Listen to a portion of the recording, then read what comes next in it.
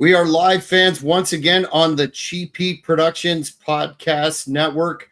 My name is Jack Kilby, no gimmicks guy on the socials, and this is a very special edition of Ringside Riffs because we're going to be welcoming. Oh no, right off the bat, you got to change it up a little bit there. It's still fucking right. It still throws me off. We're going to be welcoming a couple of special guests today from Carmela's Rasslin Radio. Relived a couple of staples from the Philadelphia wrestling scene for a number of years to talk about what we're affectionately calling one and never done, and that's Angel versus the man known as the Heart Killer, Chris Wilde. But before we get into all of that and some of the news of the week, I have to introduce, as always, the man known as the King of the Streets, the Kingpin. A man who stands at 6 feet 2 inches tall, and he is an ECW original, loud and proud, Mr. Angel Medina. How are you today, sir? I am doing great, brother. I am so excited for today. I'm really honored to have Carmela and Jeannie on. I watch their show all the time. I have nothing but respect for them. It's just going to be a no holds barred, straight, to the teeth, to the grind. There's no punches held. That's what we do. And, like I said, I'm really honored to have them because, like I said, they're a very successful show and, they're really booked. So I'm really excited for them to be on our show. Yeah. And I entitled this episode, The Kingpin Confronts, because I think you've got some things to say about the discourse thus far that led to the verbal contract that we have with the Heart Killer Chris Wilde and Johnny Hotbody for this match that I'm still working on putting together. There's interest from a number of promotions. It's just a question of when and where, but it is going to happen. And we'll talk about what kind of match that's going to be, of course, down the line. But I know you have to speak your truth. Is that correct? I always speak the truth. I shoot from the hip, man. I don't play no games. In this business, I am totally honest. Like I said, I always say it's nothing personal, it's business, and I keep it 100. Yes, that you are well known for. What do you think about this over the last 24 hours of this controversy, if you want to call it that, of Stephanie McMahon and Triple H on vacation in Greece, and people are body shaming the game? I know you sent me some of the photos that were out there. I'm finding this really, really hard to believe that people are going in on him. He's a 56-year-old guy. He's a little bit older than me. Yeah, multiple heart surgeries. Of course, he's not on the gas and the growth hormone anymore. But I think this is a little ridiculous, don't you? No, I totally agree. I mean, in the picture, I didn't even notice it until today. I was just kind of like surfing looking at the picture again because it popped up on my Facebook feed, and it showed that you could see the defibrillator in his chest if you zoom in. It's just sticking out of his skin. And the guy put his heart and soul into this business. I mean, regardless of what he went through, the guy is a legend, and he can't do the things that he used to do. He can't do any physical contact sports. I mean, he only could do lightweight, cardio, swimming, cycling, stuff that is works the lungs, works the internal organs and stuff like that. He can still hit the weights, but he just can't do like heavy weights. And the combat sports, you can't. They don't want you to damage the apparatus that you have in your chest. So he can still do what he can. You still work out, but not as vigorous as before. And people shouldn't body shame him. I mean, the guy earned his rest. The guy earned. If he wants to get a little slow, chubby and stuff, and I'm not saying that's what he looks like. He looks great, but that's his decision, and he's enjoying his time with his family. And I just think people just don't understand what wrestlers go through, and they should shut the fuck up.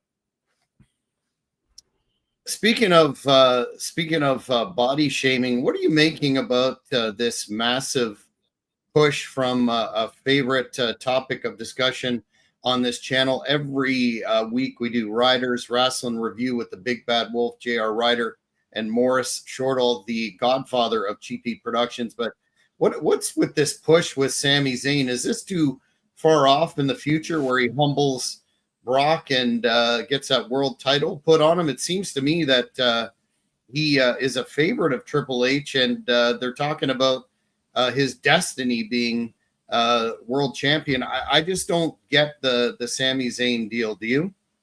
I think they're just trying to do this some type of angle, kind of like you know, oh my God, Bryan Danielson, you know, kind of like the underdog overcoming the odds. And I mean, he's a great wrestler, just phenomenal on the mic. You know, he just doesn't have the physique of like, Who you know, is? huh? You think Sami Zayn is a great wrestler and phenomenal on the mic? Yeah, man. I mean, he's funny. I'm surprised at that. No. No, he's funny. I mean, he doesn't have the physical looks, that gives it the world heavyweight champion persona. But the thing is that the guy has paid his dues doing Generico. The guy just does a lot of crazy stunts back in the days. I just think it's time. I give him credit. And Triple H sees that, and they're just doing the underdog story to overcome the odds. Well, we have a difference of opinion there, and so, by the way, does Drew McIntyre, a story we'll talk about in a minute. But what about this? Well, that's why the show's called Ringside Riffs. You got to have a riff between two people. That's right, and I'm right. Let's talk about the man whose name is on everyone's lips. And speaking of Sammy, look, he's going around wearing the old "I broke Wahoo's leg" T-shirt. I retired Cross. Did you see that? Ain't that a fucking AI picture? What was that? That's an AI picture, ain't it? No, it's not. Blowing up the merch store. We're getting all kinds of "Here Comes the Zayn" T-shirts. They're just going wild. But back to the man that he won clean 2 pay-per-views or PLEs in a row, Karrion Kross, Killer Kross, a man that I think a lot of folks thought his release was a work, but it's looking like it's not. After he appeared on the Ariel Helwani show this week and said, he wasn't working at all, and he doesn't understand the situation any better than the fans do. Last night, or sorry, was it last night on SmackDown? The chants of "We want Kross" were evident when your boy Sammy was in the ring doing his promo thing with Sikoa. Mm-hmm. So what do you make of the whole situation? I really think they dropped the ball on this guy completely. Well, on Kross? Yes. Well, I mean, Kross is, like I said, Kross is another great athlete. They just haven't used him correctly to kind of push him, and the fans are standing behind him, and it's not, I'm not being biased because he's half Puerto Rican. It's just that I seen his work. He has a lot to give, and they're just not giving him his fair dues. I mean, look at what Triple H just did recently when the fans were like, "I want Kross, I want Kross," and like, "Oh yeah, you got Brock, he's on." Like he didn't put him over. Again, I don't know if it's a shoot, but the thing is that, I think they need to give Kross an opportunity, to show what he can do in front of a massive audience, which he does, but they just not letting him go. They're not letting him, having free reign of being who he is. And I think he's a great spokesman for the company. He's great on the mic, another individual. And I just think once they cut him loose, there's no stopping him. Well, apparently his rate, and he's been booked numerous times right now, his rate for appearances and wrestling, he's getting quite a good chunk of indie change. So that was predictable. Who knows where he'll turn up again? I think he'll go back to WWE eventually, because he's a throwback to me. There's Nana. How's Nana? Have you talked to him lately? He's coming on the show soon. That motherfucker. I got to call him today. I'll call him today and see what the fuck he's at. That motherfucker.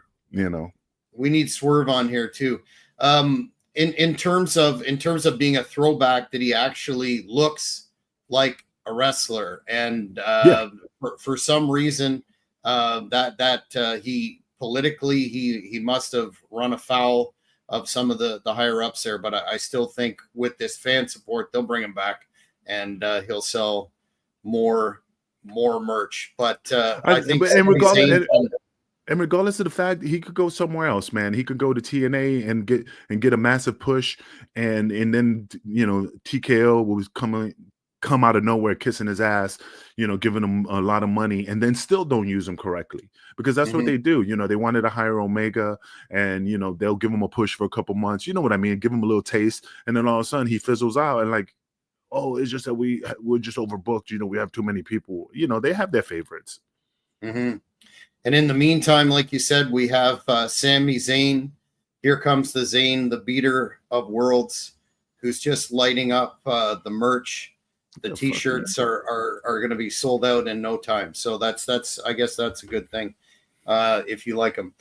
Drew McIntyre, a guy that I really liked, doubled down on earlier comments that he said that 85% of the roster doesn't look like they're superstars. And he was interviewed again, and he said basically that maybe it's 82%.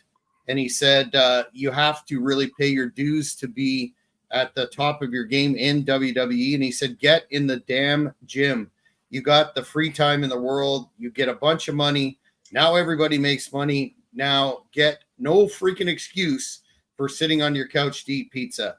Kind of echoing the sentiment he said earlier in that of the Undertaker, that criticized younger talents being more concerned with their online presence than learning the craft. What do you think of the cosmetic critique of guys like Sami Zayn and his buddy Kevin Owens, who wrestles in a t-shirt?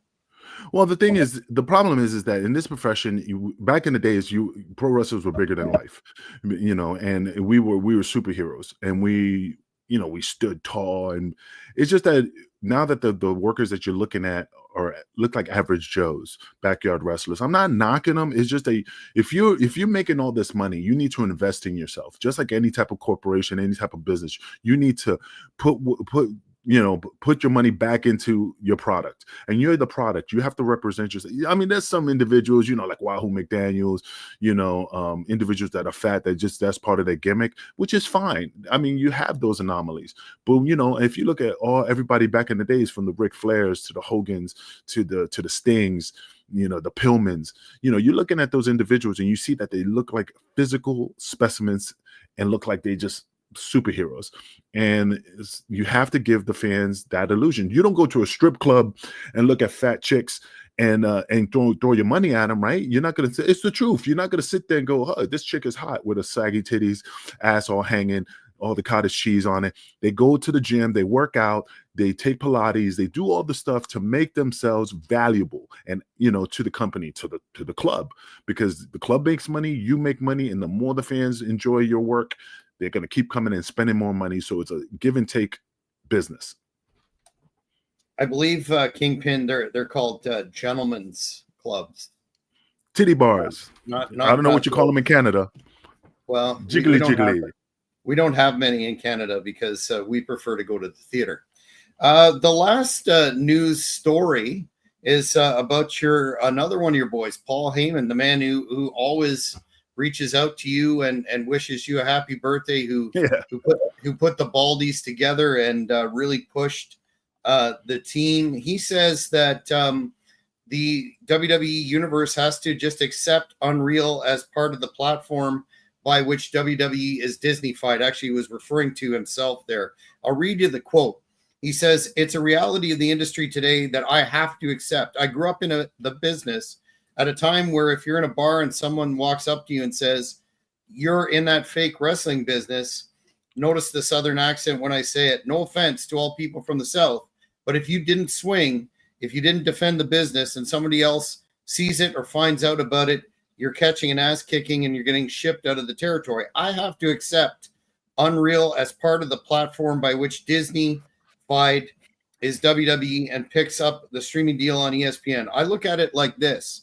It's always going to be this jump scare when I see a camera behind the scenes, because I'm not used to it, and I'm going to have to get used to it because the train is leaving the station, and if I want to be a part of it, if not the conductor, I want to be one of the conductors or one of the top advisors to the conductors as to where the train is going. How do you respond to that? A lot of people have been critical of WWE Unreal myself included. I haven't watched an episode, but I have no desire to watch the episode for reasons being that, yes, it's a work, but we really don't need that level of in-depth in the writer's room. What do you think? Well, I mean, going back to from the beginning, the Paul has to say what he has to say because he's on the contract with WWE. If he goes sideways and says what he really feels, it's just going to get him in trouble and maybe fined. So he's just accepting it at face value. He can't chip his teeth until after he's gone, because again, he's representing the company.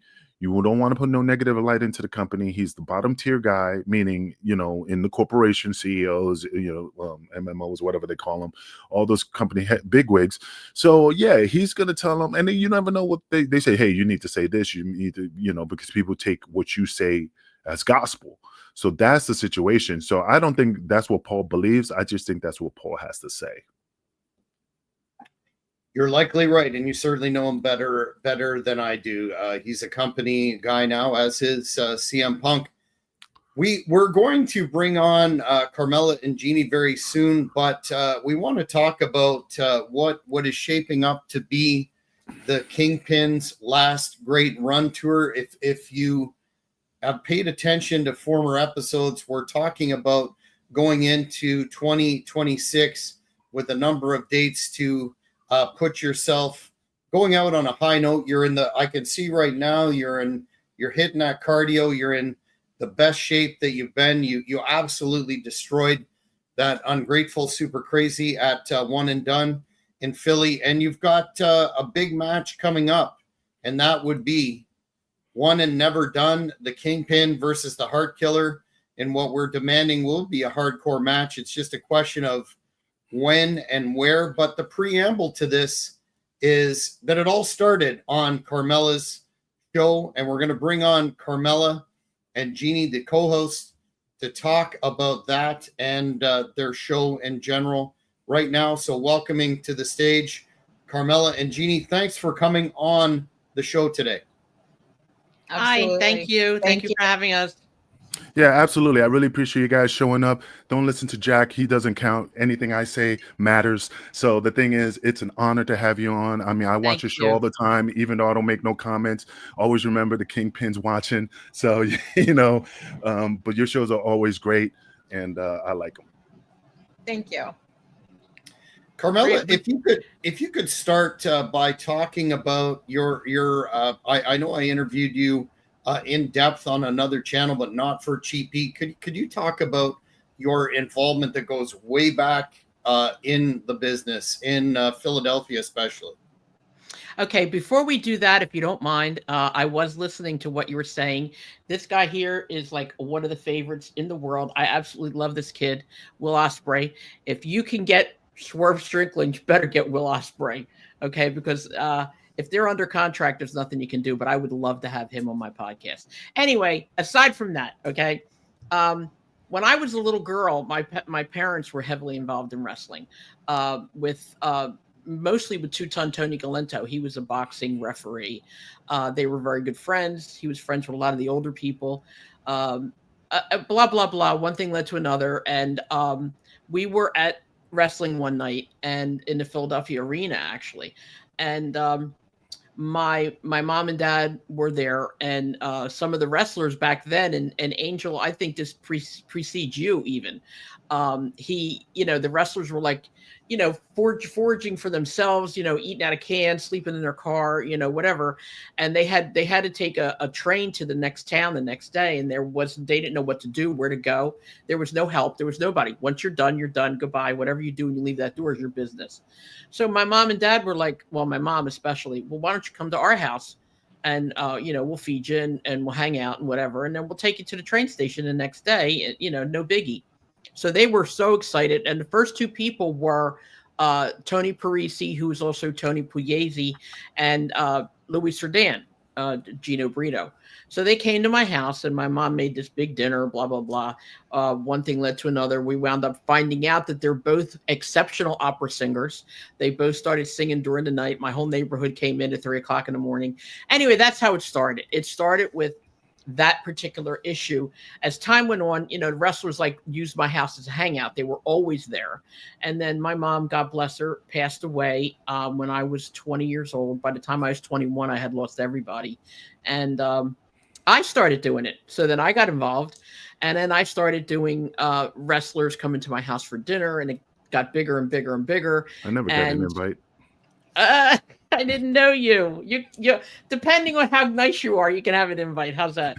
But anyway, time went on, and I started doing some promotions, and I started doing. I was actually the first person in the world to have a talk show on the radio in the 80s. So we did that about professional wrestling, and my ex-husband were heavily involved for a very long time in professional wrestling. He had contacts from literally all over the world. He used to travel like a freak. And then we met Joel Goodhart, and Joel was a wrestling fan, and he liked wrestling. Didn't know a whole lot about it, but we started talking, and we became friends. He was actually my insurance salesman at the time. And we just said, why don't we do something together since we all like it? And we did. And it's how it started. It was always Rasslin Radio. And then we had the Squared Circle. We had the very first wrestling paraphernalia, wrestling merchandise store in the whole area at that time as well. And we had this beautiful young lady sit next to me as our first and probably only employee, Jeannie. We had a great life. We did a lot of things. And it's going on to this very day. And I still have people over. We still do, stuff like that. And then I decided, well, why not? Everybody else is doing a podcast, so let's do a podcast. And that's exactly, to make a long story short, that's where we are. Yeah, and you're, uniquely qualified to do one. Obviously, a big booster of the history of the wrestling business. But I want to take you back in the near past, and that is May the 3rd at TWA One and Done, and talk about some of the events that happened there. I take it you witnessed Angel defeat Super Crazy in a completely clean match. What were your thoughts on all the interference that was propagated there, the cheating, the underhanded tactics on the other side of the coin, so to speak? Because I think it's germane to talk about how Angel is a supreme athlete, and this match against Heart Killer Chris Wilde is going to open a lot of eyes that not only can he still go, he can overcome such odds. You must have saw that. No, actually, I didn't see all that. I saw a match I did go to the bathroom a couple of times, and what I saw was a match, a pin, and that's that. I never even met Angel. I didn't have the honor of meeting him that night. I can't speak too much on the match unless, Jeannie, you can. I wasn't there for a lot of it. I can't imagine what you're talking about as far as interference. Who interfered? Oh, everybody but their dog. It was Jason, Kid Cash, and then fortunately our friend and ally, the great little Guido, came out to even up the odds and put that interference at bay, and Angel pinned Super Crazy clean 1, 2, 3.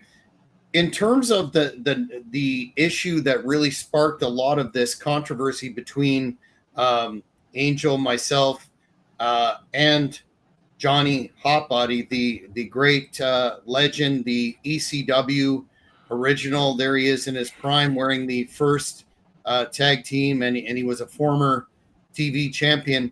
Well, it's funny. I noticed that it's funny because they're taking a down shot because they couldn't do it eye level because they'll be looking down, so they have to do it from up here to make them look tall. You always have an eye for detail. Details, baby. I'm all about details. Kingpin, weren't you just saying like 5 minutes ago that there really shouldn't be any body shaming? Oh, I'm not body shaming. That's height. It's still part of the body. It's part of the body. You can't control how tall he is. Neither can you. You can get lifts. Hey, I seen a bunch of wrestlers. I've seen a bunch of wrestlers. If you look at their boots, they got these soles that look like this tall. I forgot who, but I seen them. Well, you're Shawn 6'2", Michaels back I in the believe, day. right? Yeah, I'm 6'2", 6'2"? unless I shrink if I'm getting older. I dated Andre the Giant for 9 months, so to me, you're short. No, yeah, I'm very short, and I don't even compare to Andre the Giant. He'll choke the crap out of me. Yeah, know. yeah, he would. But Jeannie, did you see that match seriously? I did. I was trying to, because it was great, because I'm trying to remember if that was before or after the lumberjack match, because I was in the lumberjack match. It was before. Okay. Oh, so you might have been in the back. Yeah. Yeah. So I might have been in the back, but I do remember, you know, everybody coming out and Jason Knight and, you know, and all of that. But it was a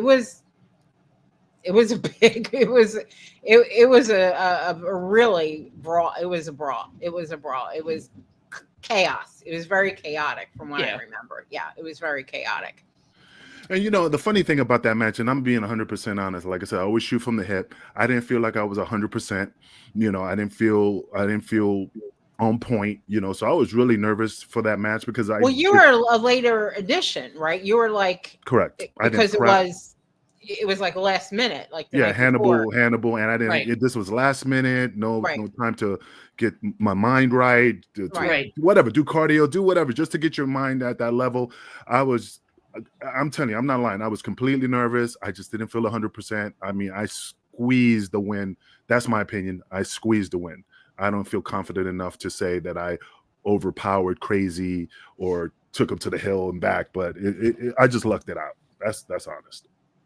You just can't put me over for being the mind that I am and taking care You're of great, all but I keep it 100, man. If I know I'm not on point, I know I'm not on point. I'm not going to sit there and pretend I'm the greatest athlete if I'm not feeling it, or if I didn't put 100% effort into my training. So like right now, my training's 100%. I am 100% confident. There's difference.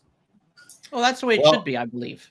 Yeah, I'm not afraid to toot my own horn. So toot. I expected the interference. I expected the skullduggery coming from one Chubby Dudley.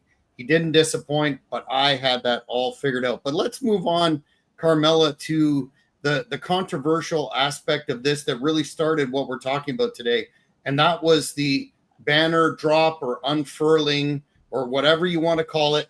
Awesome endeavor. I was really happy to be not only a signatory to that, but helping get the word out. It happened for those TWA legends. And then Johnny Hotbody had to spoil it, didn't he? I don't think he spoiled it. I don't think it was his fault. What happened was, if you remember correctly, he was doing his little speech and people in the audience started yelling ECW, ECW, ECW, which really was disrespectful because the whole evening was about TWA. Joel came out and did his introduction. Joel came out and announced it. He was very specific that it was TWA's night. Yeah, everybody knows that ECW existed. Everybody knows ECW was in that arena. But then, like we had said earlier, Shane Douglas, you know, added insult to injury by starting all that.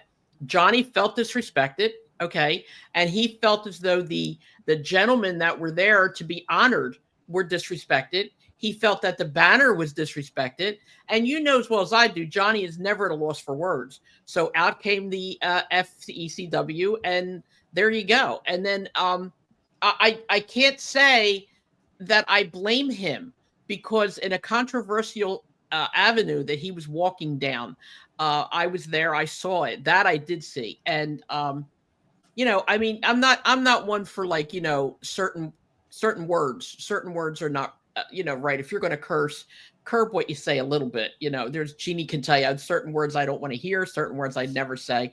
Unfortunately, the F word is not one of them, but I think he was justified in saying what he thought. I mean, Jeannie, you agree with me? Oh yeah, no, absolutely. Absolutely. When Shane, Troy, whatever, started the whole, you know, ECW chant or whatever, I mean, I was pissed.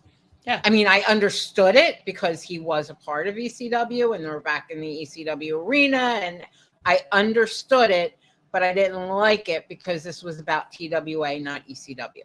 It was the That wrong was place my at the thing. wrong time. Right. That's what happened. Yeah, Right. but you don't. But And I you know, understood it. sorry, and you know what? I agree with you. Totally understandable what he did. You know, I would probably be the same way. But what got my goat up on that show is because I'm an ECW original. He could have, regardless of what he had with the franchise or Troy, whatever, you know, he could have came up and said, "Hey, brother, you know, I just want to apologize because I know you have nothing to do with it. I don't want you to take it personal. It's just that I didn't appreciate how they came across, especially if this is TWA's night. I just want to let you know I respect you and I apologize because I don't want you to take it the wrong way, bro. I accept it." But he didn't acknowledge. Wait a minute. You wanted him to apologize to you for saying Yes. it? Yeah, absolutely. Well, he actually is an ECW original. I think, if I'm not mistaken, the ECW original. The dude doesn't have nothing. Okay, look, let me explain something to you. Yeah, he was in the beginning, but if he had any type of qualifications or any type of things to even put him in the categories of the guys who came after him, Paul would have hired him. Paul would have said, "Hey, you got talent. I see what you got. Let me bring you on." The thing is, that's like me saying I was there when Devon first started, and Devon, I was there when he made it, and I'm like, I made your career. I'm part of your legacy. No. Right, but Angel, you just said earlier, with regard to WWE, that when they sign people, like they pull them in, lure them in with money and this and a push for a couple months, and then they drop you. I've said this before. Road Warrior Animal said multiple occasions that WWE is where you go to start a career or to end one. Maybe Johnny at that moment, he did not have the best relationship with Paul. So maybe at that moment, he felt as though Paul would not have benefited him in the long run. Like maybe Paul had a vendetta against Johnny as well. It's possible. Yeah, and that is possible. But the thing is, he just chips his teeth thinking like he's the one that started the whole thing. Like he's the one that he's the main meat of the whole company. Sandman was wearing up these damn swimsuits, whatever the scuba diving suits that when I watch it, I'm like, who the fuck is this guy? This guy is garbage. But maybe he had a great relationship with Paul, and Paul's like, you know what, I'm going to give him a shot. Maybe Hot Body was, the guy who chipped his teeth, and Paul didn't like it. But Paul to me is a guy who I like, but I say the truth. He screwed us over on money. He shit on us. He didn't, he was never straightforward. I never sugarcoat the fact that he fucked us over. He's a great genius. He's a guy who's done a lot for this business, and I respect him for that, but I call a spade a spade. He should have been man enough to tell the boys who stood by him and said, "Hey, man, we're going to ride or die with you when the ship sinks." I was there in his face when I said, "Paul, you gave me my opportunity. You're the one that saw what I had to give to this company. I'm not going nowhere. I'm going to sink with the ship." He should have just came up to me, which he had no obligation to, but he should have just came up to me and says, "Angel, shit is going south, man. I'm just letting you know.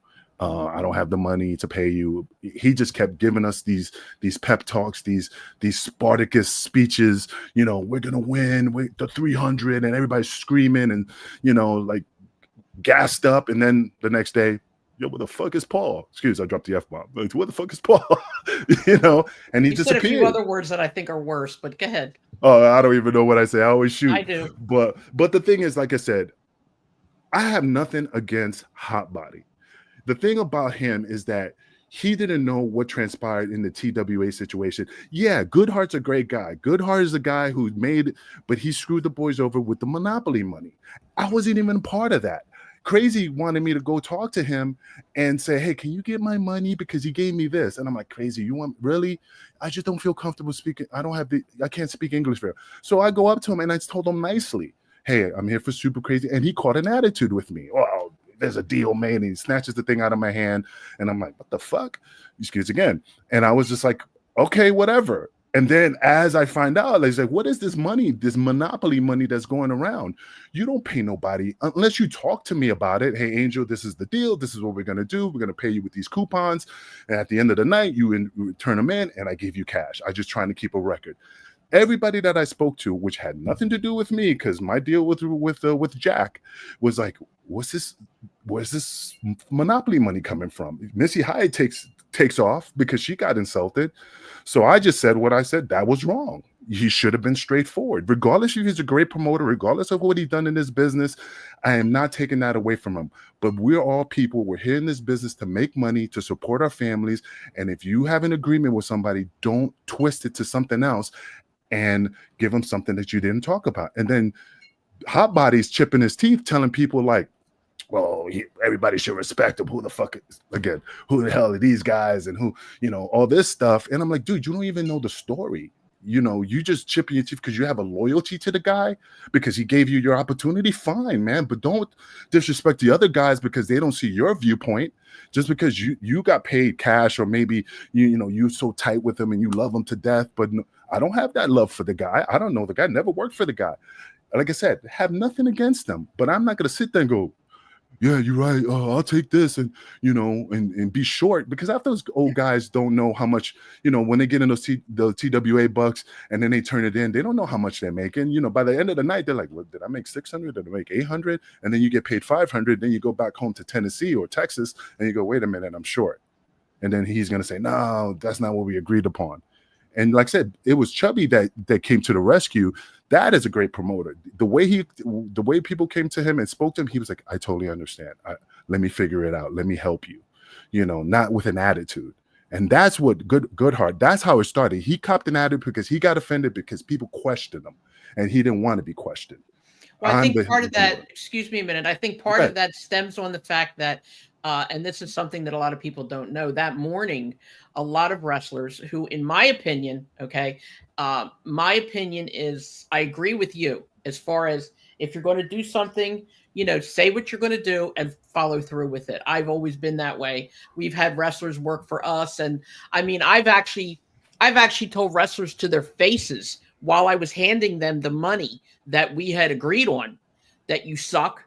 Don't you dare say anything to me. Here's your money. You are not responsible for one seat in that house, but I'm giving you your money anyway, even though you suck. And believe me, Jeannie, she can tell you, I've told them that right to their faces. All right.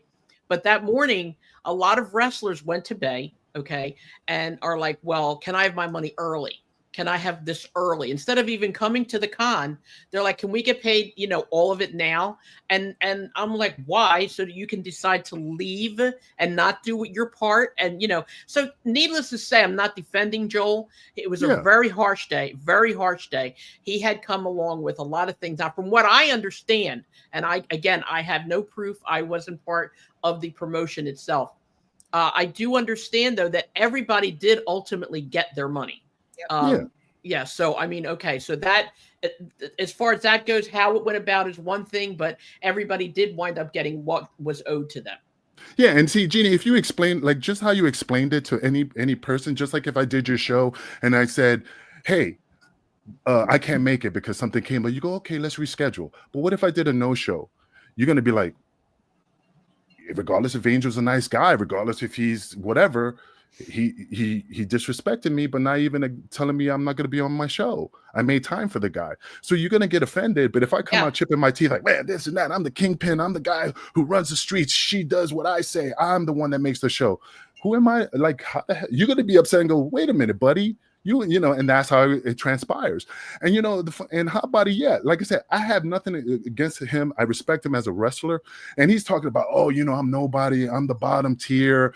I'm the bottom of the barrel. But I said, think about it like this. If I'm the bottom of the barrel, if I was in video games, pay-per-views, different shows, if I'm so beneath everybody, where does that put him in the world of that pecking order? If I'm the bottom of the barrel, he's under the damn earth. That's what I'm saying. So don't ever disrespect me that I have not accomplished. And Jeannie, on your show, you never I understand and I respect your journalism, but you could have said, hey, Hard Body, I totally understand. You're an ECW original, but you got to give Angel his dues. You got to give the guy his props. This guy just chips his teeth trying to knock me down, and he thinks I'm going to sit there and just accept it? No, negative. And he knows that I'm not going to do nothing because he has a heart problem. His back hurts, and he's going to get the district attorney. That's not a wrestler's mindset. Man, I got bad knees. I got a bad back. But if you want to bring it, bring it. But hey, he wants to get Chris Wilds involved. He wants to get the Kenny G of professional wrestling to get in the ring. Great wrestler. great athlete, but if he thinks he's going to walk in the ring and think he's going to just win one over on me, easy peasy, he got one thing coming. Because remember, I put 3 in the grave, and I don't care what anybody says in this professional wrestling business that I'm wrong, I'm disrespectful, but New Jack, Balls, Axel, I put them through hell and back. And the reason they got into their vices, into their issues, because they couldn't deal with the fact that the Kingpin put him through hell. And if he thinks that Chris Wilds is going to walk through me, I'm going to beat his ass, send him back home packing, crying to the Hot Body, and then Hot Body's going to come on your show, because that's the only show that anybody wants to see him on. Is he's going to chip his teeth like, Angels, the Angus, the anus, and all this stuff, and and hold on, bring that stool over here so I can get up a little higher, and then and just talk like that. Negative. That ain't gonna happen. And he could call the cops in Philadelphia. He could get his boys to come to the ECW arena. I will run right through him and kick him right in his teeth. So you could tell him that. I'll be on your show if you want me to. And he'll be Mr. Muscles behind the camera. But when he comes in my face to face, you think he's 5'4" or whatever, he's gonna be 4'8", real quick. Butthole pucking. I think though that it's germane to mention that this just didn't come out of anywhere on the part of Kingpin or myself, but that show right after One and Done, Carmela, Johnny came on. I'm sitting there watching it after 10 o'clock, enjoying a beverage in my estate, and I hear.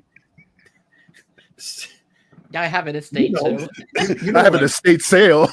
It's not a castle, but it's an estate. I have a manor. Mine is the manor. So there you go. No tropes allowed here. But anyway, I was having a glass of wine. That's true, as most nights. Oh my god!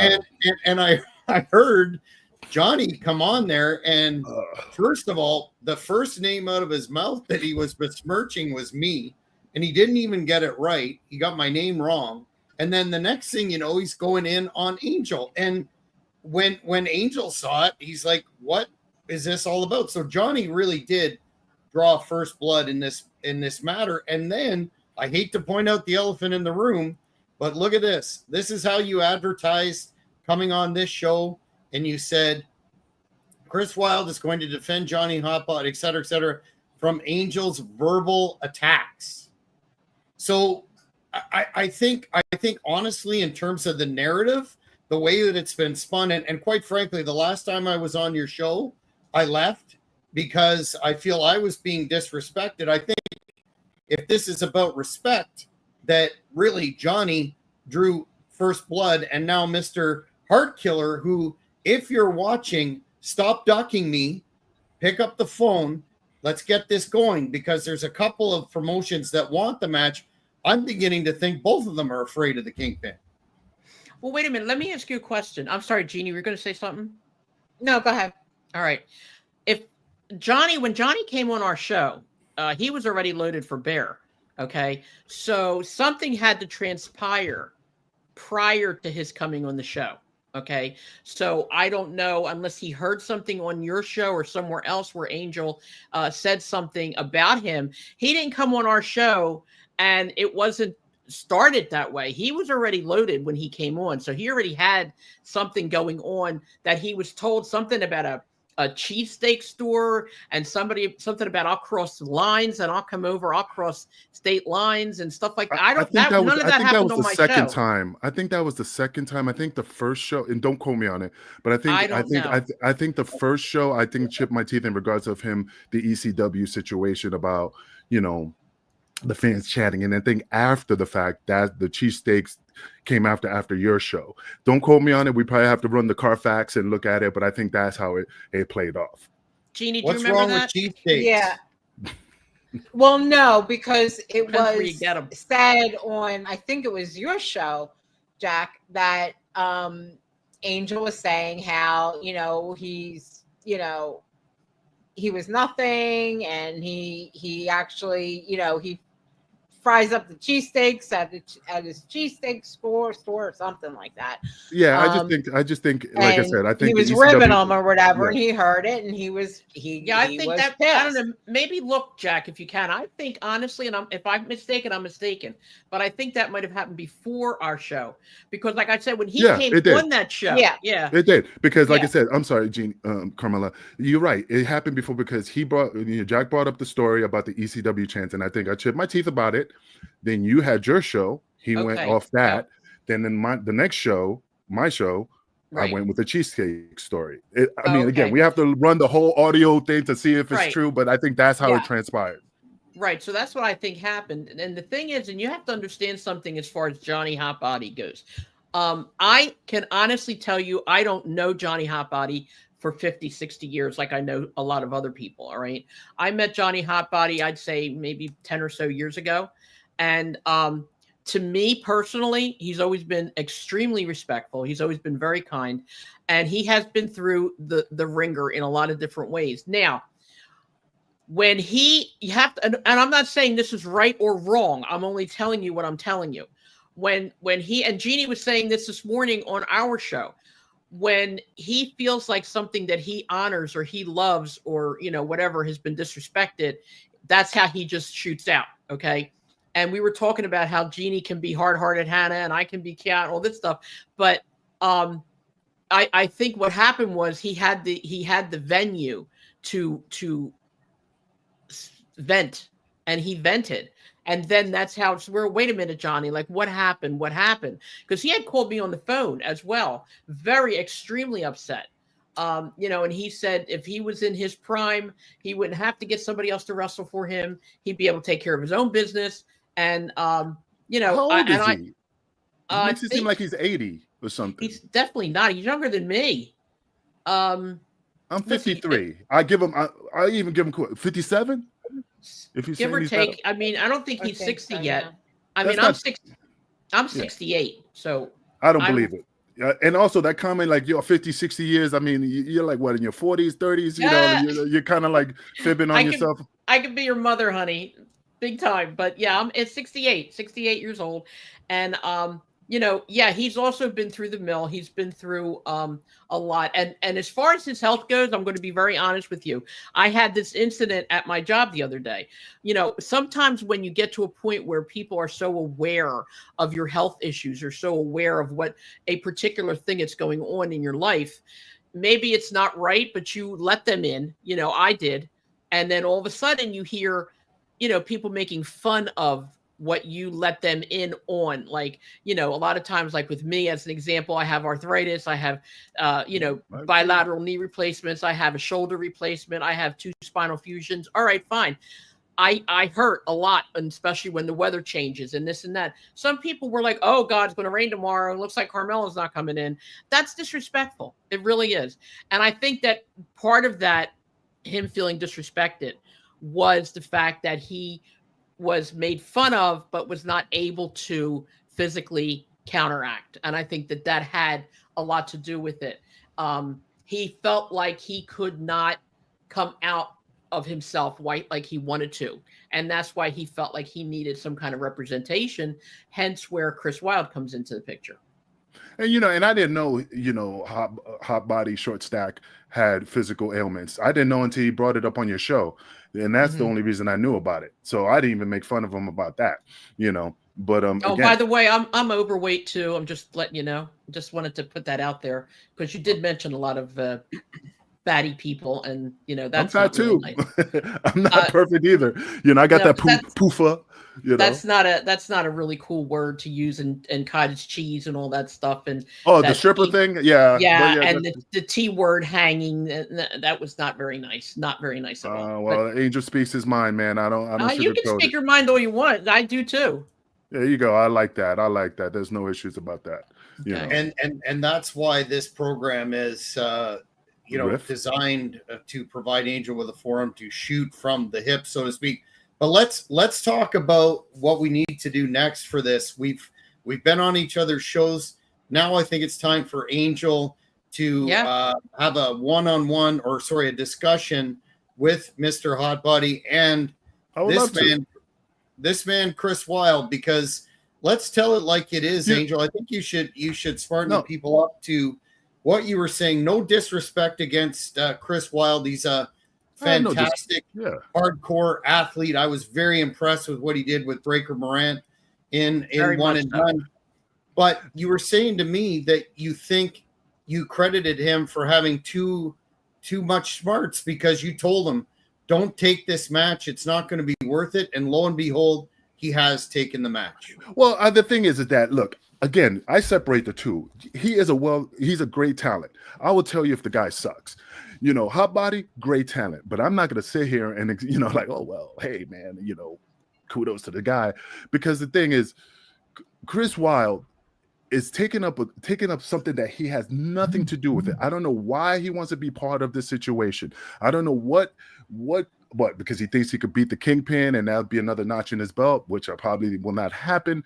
But like I said, I mean, maybe Carmela can make this happen, because if Jack is trying to call him, send him emails, send him text messages like, hey, give us a call so we can set this match up, and he's not returning this call because he works at the jail, and I worked at the jail before, and I'm able to get out. What's the first thing you do when you get out of work?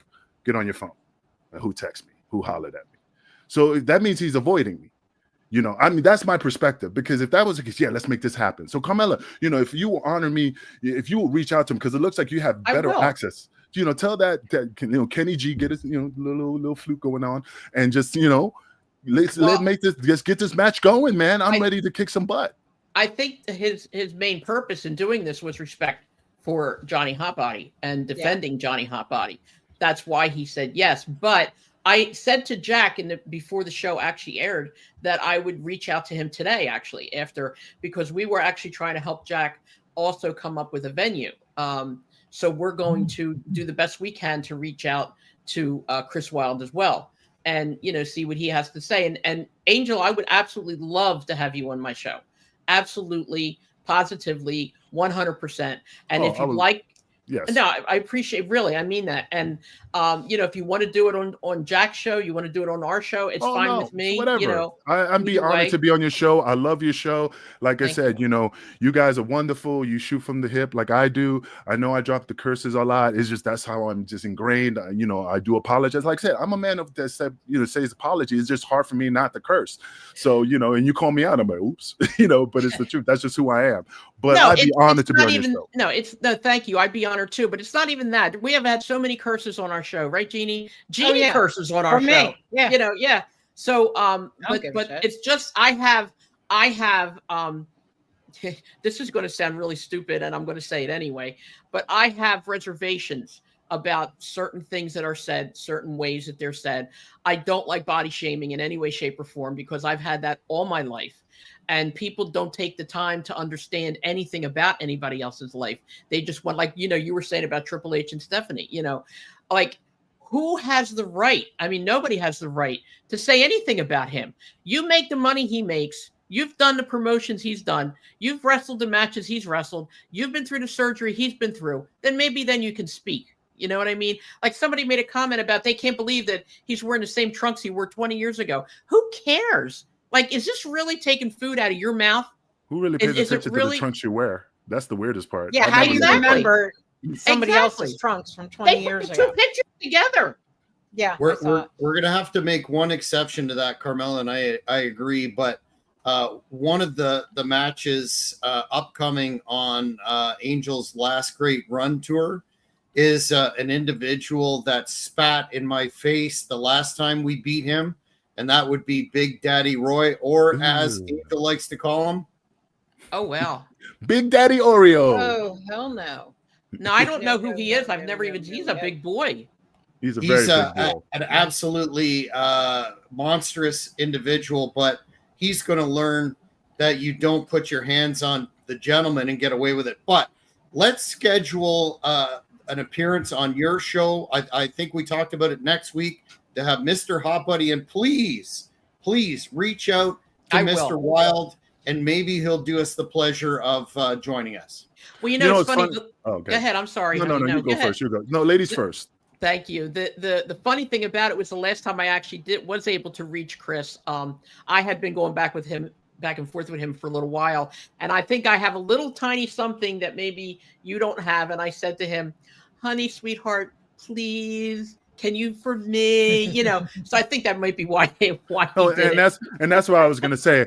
You know, when Jack calls, it's like 4 or 5 rings, and then you have reached the voicemail. But when Carmela calls, ring, hey girl, how you doing? You know, No, that was me saying it to him. Are you kidding? You know, so I'm just thinking, like I said, if you could make this happen, like I said, I'm ready to sign the dotted line. I'm ready to just take him to school and put him. I'm like I said, it's not gonna be easy, but he's gonna know he's been in a battle, and you know, and I'm just excited again. He's been in many battles. I've been a fan of Chris and has followed his career for minimum 10 years and 10, 15 years. And he is awesome. He had a couple appearances on the WWE. And AEW too. So Jeannie, so you saw his, like you watched him on his first, like kind of like his first matches, right? Yeah. Yeah. So that's going to be awesome. You're going to be watching him on his last match. So you're going to be from the beginning to the end, you know, from the rooter to the tutor. Come on, Hannah, let's go. No, not Chris. Not Chris. Chris is just phenomenal. And he doesn't run from anybody. First of all, I mean, if the scheduling conflict, okay, well then let's work it out and we'll figure out another date or whatever. But it's not he doesn't run from anybody. Now this really isn't his fight. I never said he was going to run. Oh, I know, but kind of alluded to. And this isn't his fight. Johnny asked him.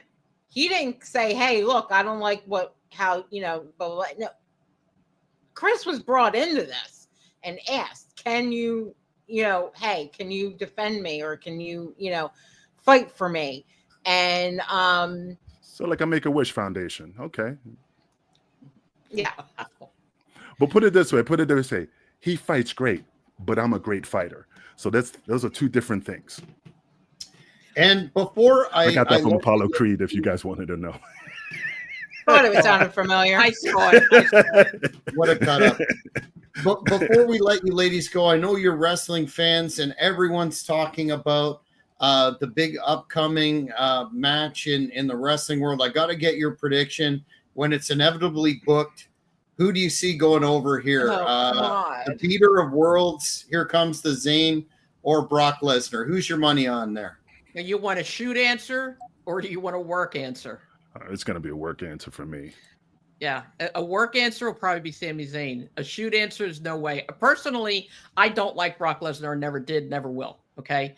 I don't like the fact that WWE does what they do with these underdog kind of things. I don't like that at all. All right. Well, it's just old.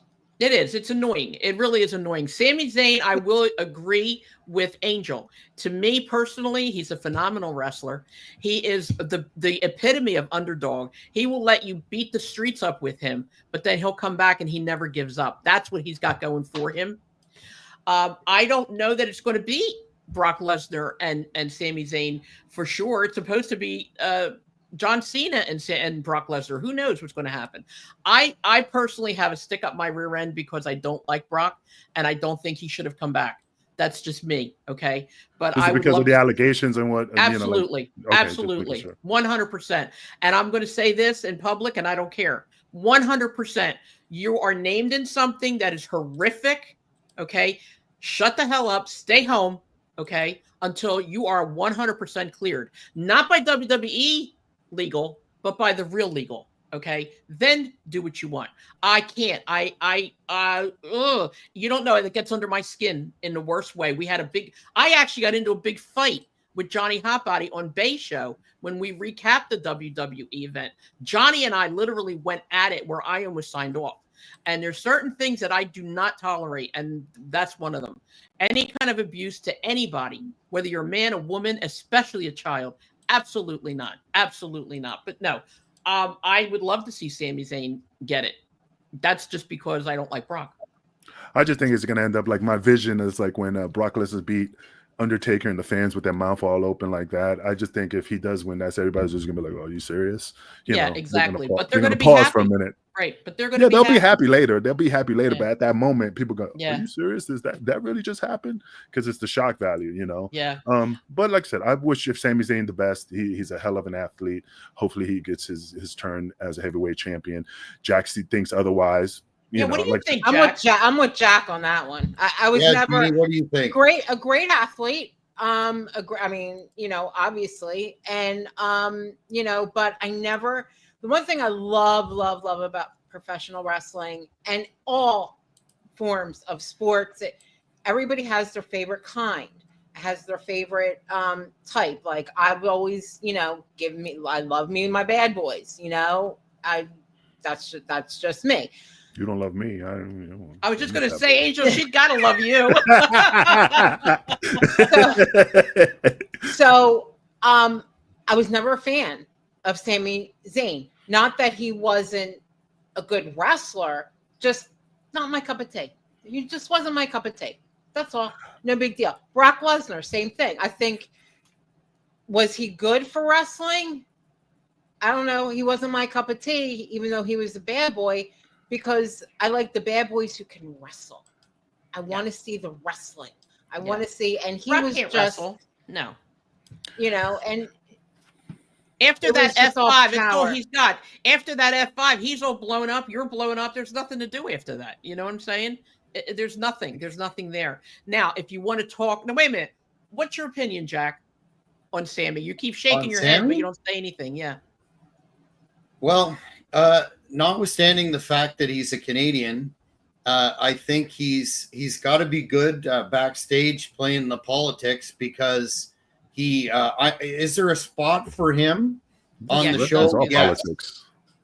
Yes. There is a spot for him. However, Yeah. I'm a big Killer Cross fan, and I think how WWE programmed him to lose clean to that guy that weighs. And again, I should say right off the bat, I'm really biased. I've got the 80s, 90s mindset. I think a wrestler should look like a wrestler. I think a wrestler should go to the gym. I think they should be credible. I think they should turn heads. Sami Zayn is not only, and this isn't body shaming, if somebody wants to jump in on that.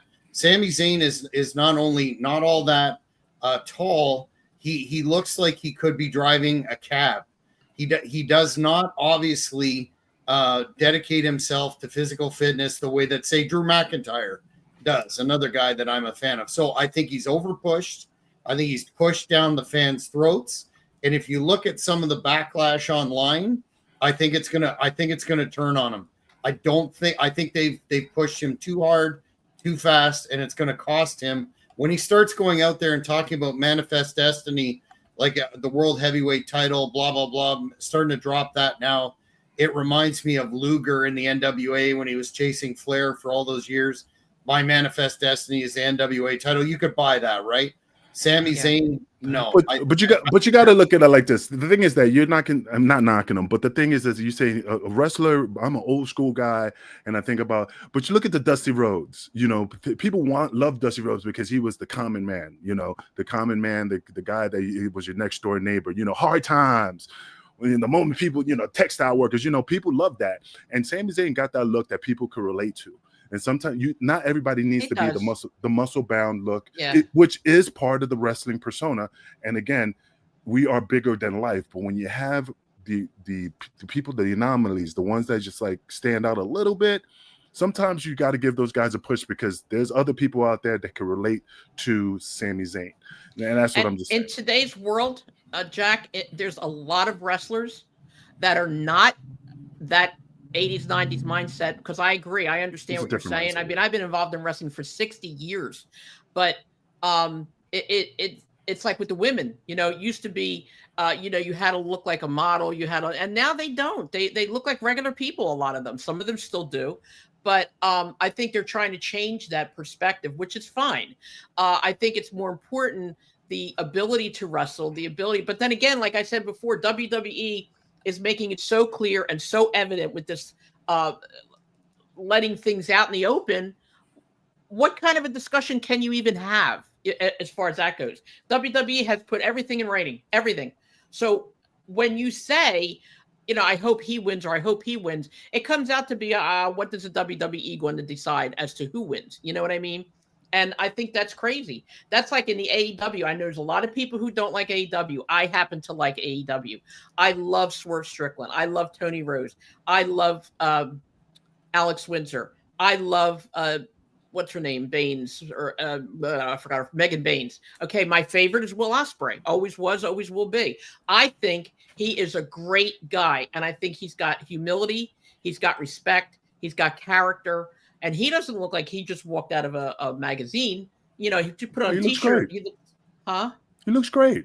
He looks great, but he doesn't look like what we're talking about. Like, we're not steroid up. Yeah, I mean, even if you go back to the 90s, I mean, look at Eddie Guerrero. Yeah, his body was different in the night. Like, absolutely, absolutely. He wasn't, the Hulk Hogan and all the big guys. Even Chris Benoit. Look at what that did to him. Yeah, no, absolutely. Yeah. There were so many that were, but they were just so athletic and so good at what they do. Yeah, look at Dusty Rhodes. Dusty Rhodes didn't fit into that moniker either. Well, he was an asshole. But yeah, he was not a nice person, not at all. He was nice to me.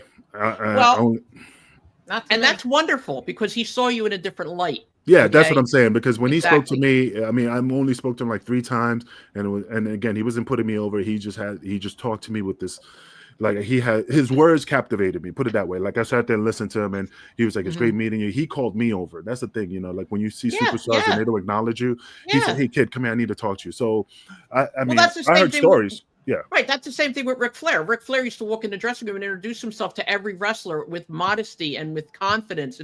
But then he'd walk into the Marriott Hotel with a big fur coat on with no clothes on underneath. So, you know what I'm saying? There's difference there, how you act with other people and how you act in the business or how you're supposed to be, like a teacher with her students kind of thing. By the time he passed away, WWE students adored him because he was like a father to them, Dusty. But way back in the day, when he was still, as they say, making his bones or whatever you want to call it. He was a great booker, and he was very, very talented and very, very, you loved watching him in the ring. I mean, his feud with he was good. But what's funny is that's why I'm always afraid to meet my heroes. Regardless, I've been in the business for so many years. I'm still a fan of like the Ricky Steamboats and stuff.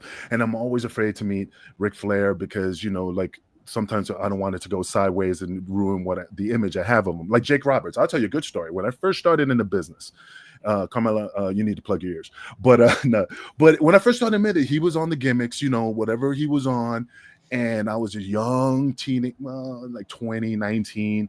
And he's in the locker room and he just, like, we were talking and he goes, "You ever had a tattoo, kid?" And he drops his pants and shows me his groin. He has a tattoo of Cheryl right over his groin area.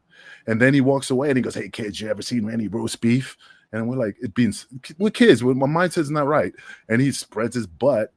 And I'm sitting there like, this is my hero when I was, and from that point on, nothing negative, but now it tainted it. Now I don't hold them in the high standards that I used to. It's different. Exactly. Yeah. Shawn Michaels, another one. Yeah. Oh, back when he was there. Yeah. When he was, not in a good headspace. So that's why I never mark out with, even if I meet my heroes, "How you doing?" and walk away, because I just don't want to sit there and ruin my childhood memory of this guy who made my career, made me get into the business. Yeah, exactly. Yeah. I've learned over the years now, I tell everybody, if I like them or if I think, I have a feeling about them or whatever, I'll tell them in advance, just like I tell my doctors when I go to the doctor, look, either be nice to me or get the hell out now. Period. Okay. And I tell my doctor the same thing. I know A, B, C, and D. I already know this. I'm 68 years old. Leave me alone. If you can help me, fine. If you can't help me, goodbye. I'm not doing this. You know, this big long lectures that they give you. It's ridiculous. It's funny, that line that you just said, if you can't be nice to me, get the hell out. I said that to my urologist, Oh my God. Oh my God. Well, on that note, I appreciate on behalf of Angel, you coming on today, and we will next see you in on your show, hopefully within a week to discuss things. This weekend, Jack. Yeah. We're gonna have to talk and then we'll set it up. We definitely need to find that venue because I definitely want to get my hands on Chris Wilde. All right, but let me ask you a question, Angel, Yes. please. If I'm not mistaken, Jack, you also said that sometimes Chris or Angel has a difficult schedule as well. Am I wrong on that? Yeah, I work during the week, and I Right. work on second shift, so my availabilities is on the weekends or in the mornings. Because I have to be at work at 2:30 Central Standard Time, so that's 3:30 your time. You're in the East Coast, right? Yeah. Yeah. And I get off of work at 4, and so that's difficult. That's 4 why in the morning. No, 4 in the afternoon. Oh, okay. And then that's why we can do you guys on Saturdays podcast. That'd be fine. But we'll talk and we'll set it up. Yeah, definitely. That would be, like I said, it'd be a blast. It'll be an honor. I apologize in advance because once Angel starts chipping his teeth, I don't have a filter, so I apologize if I That's offend all right. you. Johnny doesn't either. Neither do Johnny we. doesn't either. But at least I acknowledge it. I want to acknowledge it out the gate. I don't want to be insensitive to And how you neither feel. does Chris. And neither does Chris. Jeannie, tell Angel what you call Dusty Rhodes. What? The asshole. No, what did you call him? I made you say 3 times on the show that day. He's a real what? Oh, jerk off. There you go. Yeah. Them fighting words. Well, Yeah, we'll Jeannie's my girl, man. Jeannie's my girl. She's my girl. We'll definitely continue this next weekend, and thank you very much for coming on. This was a very good show. This is one of my favorite shows. Thank you. Same here. Very nice. Thank you so much, guys. Thank you. Care. Okay, bye. It was a good show. Well, that was great. Yeah, it was a great. We were very professional, very cordial, and I'm looking forward to next week. Oh yeah, I'm pretty excited. Let me look at my schedule. I don't think I have anything, but we'll make it work. And you won't be talking about cottage cheese and other things. That's kind of hard, I fly off the cuff. That's right. That's why it was shooting from the hip. Now it's Ringside Riffs, and that's it for this edition, fans. Thank you for watching. Be sure to watch social media. We're going to have the big epic encounter between Angel and Johnny Hotbody and Chris Wilde within the near future. Hopefully next weekend. Stay tuned. More to come. Thanks for tuning in today. Thank you for watching this video. Please give it a like if you enjoyed it. Be sure to follow us on all social media platforms at Cheap Heat Productions. Don't forget to hit the notification button and you won't miss any of our upcoming interviews, recurring programs, or entertainment products. Thanks again